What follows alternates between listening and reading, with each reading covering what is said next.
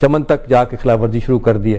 کیسے دیکھ رہے ہیں نیا سینیریو بڑھتا ہوا؟ دیکھیے صاحب، 3 مختلف ایکسس کے اوپر ہمیں تصادم بلڈ ہوتے ہوئے نظر آ رہا ہے، اور جس کو ڈیلیبریٹلی امریکنز اور انڈینز اس وقت پرووک کر رہے ہیں. اور یہ نظر آ رہا ہے کہ پاکستان کو ڈیلیبریٹلی پرووک کیا جا رہا ہے ایک جنگ کی طرف. لیکن 3 ایکسس ہیں، اس کو یاد رکھیے گا. پہلا ایکسس یہ ہے کہ انڈیا ہمیں پرووک کر رہا ہے، طیارے انہوں نے بھیجے ہیں نا، ہم نے تو نہیں بھیجے. ممبئی کا ڈرامہ بھی انہوں نے کریٹ کیا ہے. اس کے بعد یو این میں بھی وہی بھاگے ہوئے گئے اور ہمارے خلاف انہوں نے ایک سینکشن لگوائی ہے. دوسرا، نیٹو اور امریکنز ہمیں پرووک کر رہے ہیں. یہ جو تھریٹس ہمیں دیے جا رہے ہیں اسلام آباد تک پہنچ کے، ہمارے حکمرانوں میں کسی میں یہ جرت نہیں ہوئی کہ ان تھریٹس کا ایک جرت مندانہ اور دلیری کے ساتھ مقابلہ کر سکتے. جب یہ آ کے کیری تھریٹ دے کے گیا ہے حکومت کو کہ صاحب آئی ایس آئی کو آپ اپنے کنٹرول میں کیجئے، تو حکومت کو کہنا چاہیے تھا کہ آئی ایس آئی ہمارے کنٹرول میں ہے، کیونکہ پرسپشن یہ دیا جا. اور تیسرا جو ایکسس ہے اس کا پرسپشن یہ کریٹ کیا جا رہا ہے کہ گورنمنٹ اور آرمی میں ایک تصادم ہو رہا ہے، اور اس پرسپشن کو پش کیا جا رہا ہے، ڈیولپ کیا جا رہا ہے.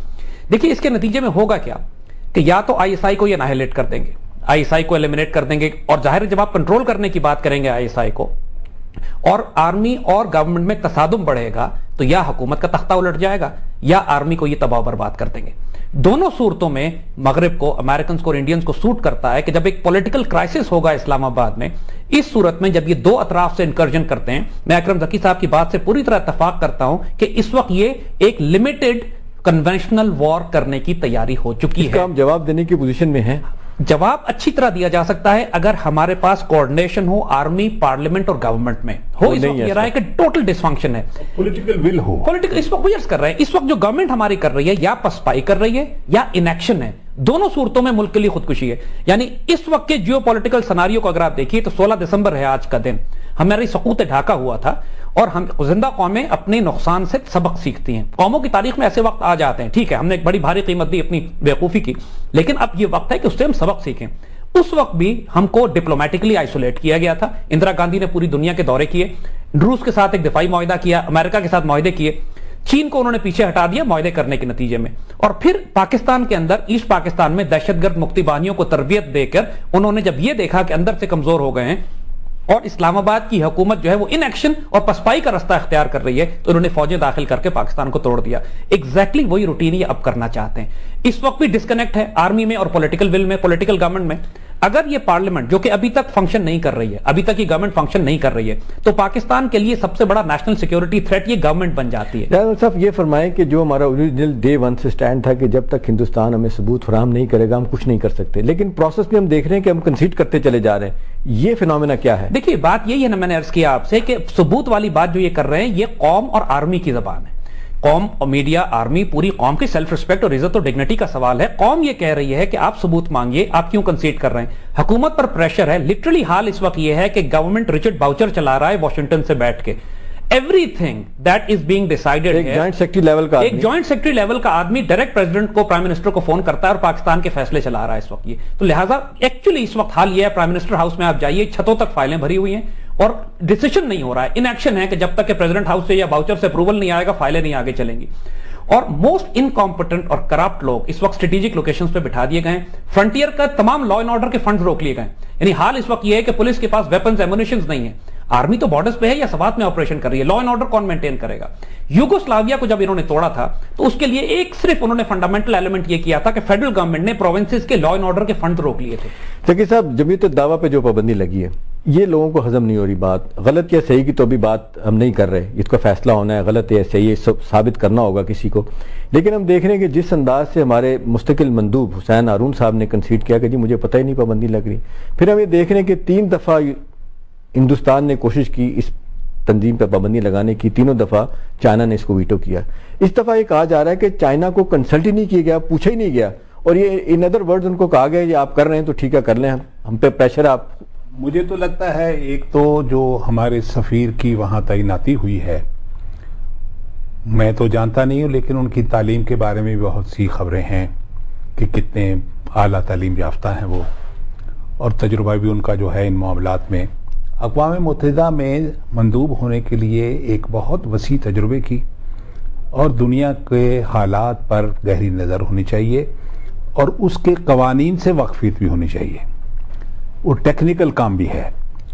تو وہ اگر کہتے ہیں کہ ان کو علم نہیں تھا، یا تو یہ بالکل نااہلی ہے. اسی تجربہ رقی صاحب کہتے ہیں کہ وہ تعلقات اچھے ہونے کا بس وہ ہونا چاہیے پاکستان میں، باقی ساری چیزیں آپ کو. بہرحال جب آپ کسی کو ڈاکٹر بناتے ہیں، اگر آپ نے آپریشن کرانا ہو تو ڈاکٹر آپ سے مسکرا کے بات کرے، لیکن وہ آپریشن نہ کرنا جانتا ہو تو آپ اس سے آپریشن نہیں کراتے. اس کو کہتے ہیں بھائی جان آئیے کھانا کھائیے ڈاکٹر صاحب میرے ساتھ، میرے آپریشن کے لیے کوئی اور نام لوں گا. تو وسیع تعلقات والے جو ہیں ان کے ساتھ جہاں مرضی رکھیں. دوسری بات یہ ہے کہ میں ثبوتوں کے سوال پر کہنا چاہتا ہوں کہ منموہن سنگھ نے خود اور ان کے وزیر خارجہ نے کہا ہے کہ جب ابھی تو انکوائری نہیں ہوئی ہے، جب انکوائری ہو جائے گی تو پھر ہم ثبوت جب فراہم ہوں گے تو ہم دیں گے. لیکن کونڈیزا رائس کو کون سا ثبوت دیا انہوں نے؟ اس کا مطلب دے دیا ہم نے. اس کی وجہ، اس کا مطلب ہے کہ ان کے پاس بھی ابھی ثبوت نہیں ہے. انہوں نے خود اعتراف کیا، پبلکلی کہا ہے کہ ہم جب ہوں گے انکوائری کے بعد ہم پاکستان کو کریں. لیکن اس کے ساتھ وہ امریکہ چلے گئے ہیں اور اس کے ساتھ وہ اقوام متحدہ چلے گئے ہیں. ایک تو یہ ہر وقت کہتے ہیں کہ پاکستان کے ہندوستان کے معاملات بائی لیٹرل ہیں، کسی تیسری پارٹی کو شامل نہیں کرنا. کارگل ہوا تو امریکہ کو بلایا انہوں نے. اب جب یہ ہمارے اوپر شرارت کرنا چاہتے ہیں تو یہ امریکہ کو بھی بلا رہے ہیں، اقوام متحدہ کو بھی بلا رہے ہیں. تو اس کی وجہ یہ ہے کہ ان کے پاس ثبوت نہیں انہوں نے دیا.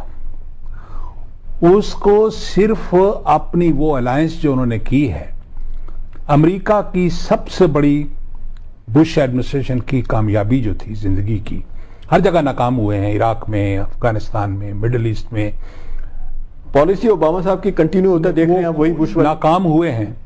کامیابی ان کی یہ تھی کہ ایک نان الائنڈ کنٹری کو انہوں نے الائی بنا لیا ہے اور نیوکلیئر الائی بنا لیا ہے اور بالکل ان کے قبضے میں آ گیا. اور ان کا بڑا شور تھا کہ اتنا بڑا ملک، اتنا گروئنگ کنٹری ہمارے قبضے میں آ گیا ہے. لیکن یہ کہتے ہیں ان کے اپنے ایمان کے مطابق کہ 10 آدمی جا کے ان کے 60 گھنٹے پیرالائز کر سکتے ہیں 15 ملین یا 16 ملین کے شہر کو. تو یہ تو ان کی حیثیت ہے، کیونکہ اندر سے ہندوستان کھوکھلا ہے. وہاں پر بے شمار تنظیمیں ہیں جو کہ ریزسٹ کر رہی ہیں ہندوستان کی اتھارٹی کو، 100 کے قریب ہیں، اور 200 سے زیادہ 231 ضلعوں میں ان کی ریٹ نہیں چلتی. ان کی فوج، ان کی نیوی اور ان کی ایئر فورس میں لوگ جو ہیں وہ کرمنل لوگوں سے ساتھ انوالوڈ ہیں، جیسے کہ ثابت ہوا ہے سمجھوتا ایکسپریس کے کیس میں، تفصیل میں کئی بار جا چکے ہیں. تو اس وقت یہ اقوام متحدہ میں گئے ہیں. مجھے یہ لگتا ہے یہ جو آتے رہے ہیں نا ہمارے لوگوں کو ملنے کے لیے باہر سے، جو آپ نے کہا ہے، وہ یہاں سے کلیئرنس لے گئے ہیں. انہوں نے کہا جی کہ ہمیں اگر کچھ کروانا ہے ہم سے ان کے خلاف تو وہاں سے ریزولوشن پاس کروائیے. جی ناظرین، ہماری بات چیت ہو رہی ہے ہندوستان اور پاکستان کے تعلقات کے حوالے سے. ذکی صاحب نے بڑا امپورٹنٹ نقطہ اٹھایا ہے، اس پہ ہم بات کریں گے، لیکن اس وقت ہو رہا ہے ایک چھوٹے سے بریک کا. واپس آئیں گے، اس پہ بات کریں گے. Please stay with us.